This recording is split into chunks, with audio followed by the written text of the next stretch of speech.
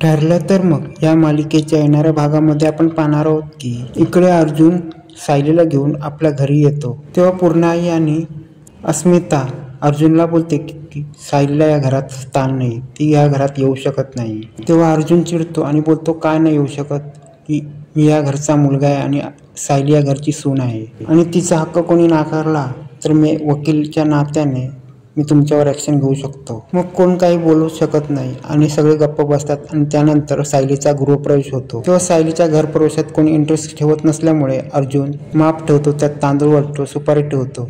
नंतर तो सायलीला सांगतो, सायली सुभेदार तुम्ही घरात एंटर करू शकता। सायलीचा घरप्रवेश झालेला असतो, पण सगळेजण सायली विरुद्ध एक कूट कारस्थान रचायला तयार झालेले असतात। इथे पूर्ण कल्पनाला रूममध्ये बोलवते आणि बोलते तू सायलीचा स्वीकार केलास का? तेव्हा कल्पना बोलते मी सायलीचा स्वीकार केला नाही, पण अर्जुन माझा मुलगा आहे, मी त्याला कसा विसरू शकते। तेव्हा पूर्णाई बोलते ठीक आहे, पण त्या मुलीचा मी कधी सून म्हणून स्वीकार करणार नाही। तेव्हा पूर्णाई कल्पनाला सांगते मी अर्जुन आणि सायली एकत्र राहू देणार नाही आणि या सायलीला मी घरातून काढूनच चूप राहणार।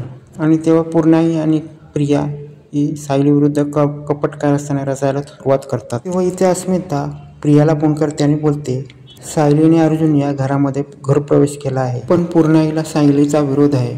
तेव्हा अस्मिता सांगते की तुला इथे यायचंय आणि पूर्णाईचं मन वळवायचं आहे, नाहीतर ती सायली तिच्यावर जादू करेल आणि ती आपल्या बाजूने तिला करून घेईल। तेव्हा प्रिया बोलते मी येते तिकडे, पूर्णाईचं मन कसं वळवायचं ते मी पाहते।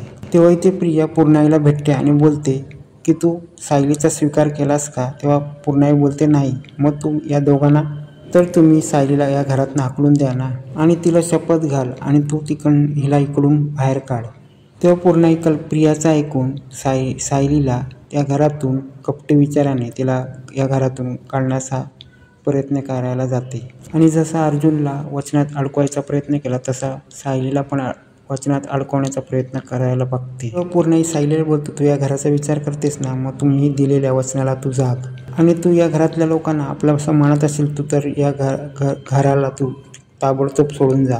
पण इथे सायली खूप हुशार असते, तिला समजतं की हा सगळा प्रियाचा डाव आहे। तेव्हा प्रिया सायलीला बोलते तुला जर पूर्णाईबद्दल आपुलकी असेल तर तू हे घर सोडून जाशील। तेव्हा सायली बोलते मी अर्जुन सरांना वचन दिलंय, मी काही झालं तर त्यांची साथ सोडणार नाही। प्रिया चिडते आणि बोलते पूर्णाईला हिला लवकरच इथनं ह्यातच घरातनं हाकलून द्या। आणि तेव्हा प्रिया सायलीचा हात बघून तिला फरफडत वडायला चालू करते। तेव्हा अर्जुन तिकडे येतो।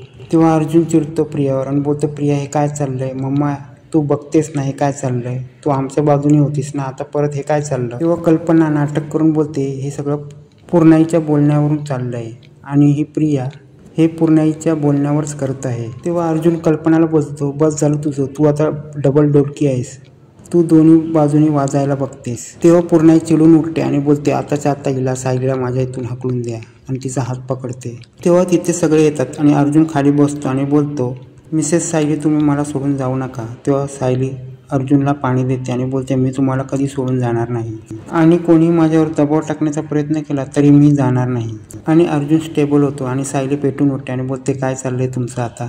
सायली बोलते तुम्ही तुमच्या मुलाचा पण विचार करत नाही काय? तेव्हा कल्पना बोलते बस झालं। तेव्हा पूर्णाई बोलते तू या मुलीचा तेव्हा पूर्णाई कल्पनाला बोलते तू या मुलीच्या बाजूने का जातेस आणि मी हिच्या बोलण्याला पिघळणार नाही आणि काही झालं तरी या मुलीला मी घरातून काढणारच तर काढणार आणि मी या घरात तन्वीशिवाय कुठल्या दुसऱ्या मुलीला सून म्हणून स्वीकार करणार नाही। तेव्हा चेतन तिथे येतो आणि बोलतो हे काय चाललंय तुमचं?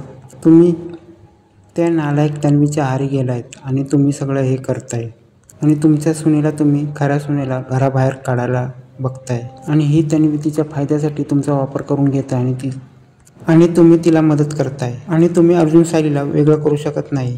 मी तुमचा हात जोडतोय। तेव्हा कल्पना पूर्णाईला बोलते बस झालं जाऊ दे आता आणि हे सगळं तेवढं निवळतं। तेव्हा चेतन अर्जुन आणि सायलीला वरती घेऊन येतो आणि बोलतो मी तुम्हाला या खोट्या तन्वीपासून या सुभेदार घराला बाहेर काढणार आणि हे प्रिया आणि अर्जुनला वचन देतो आणि त्यासाठी मी तुम्हाला मदत करणार आणि कोणत्याही परिस्थितीत मी तुमची साथ सोडणार नाही। आणि आता अर्जुन चेतन आणि सायली एकत्र आले आहेत आणि आता हे तिघं पण प्रिया विरुद्ध आता प्लॅन करणार आहे आणि आता हा प्लॅन काय असेल ते आता पुढेच काय ते कळणार।